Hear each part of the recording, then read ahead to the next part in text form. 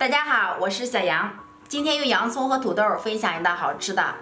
首先将洗净去皮的土豆切成薄片，再改刀切成细丝，最后再切成这种小碎丁，收在大碗中。再准备半根洗净的红萝卜，切薄片以后也切成小碎丁。和土豆放在一起，准备几颗洗净的小葱，切成葱花，放入土豆里面打2颗鸡蛋，加点食用盐，再来点胡椒粉，先把调料搅拌均匀，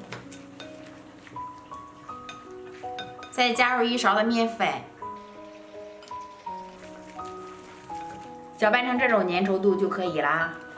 去皮的洋葱再切成圈儿，再这样一片片的掰开。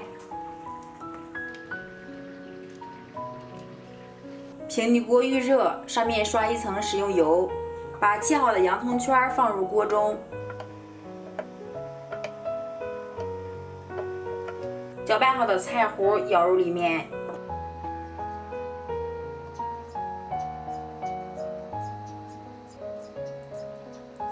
上面再撒1层黑芝麻，这样吃的时候会更香。盖上盖子，煎至定型。煎定型以后，再给它翻个面儿。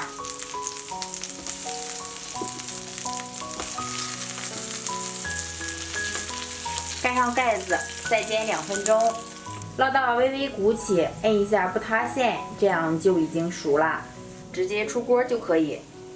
非常美味的洋葱早餐饼就这样做好啦，加上土豆，营养丰富又特别的软，看上去就非常有食欲。喜欢小杨的视频，帮忙点击下方关注，感谢朋友们的观看，我们下期再见。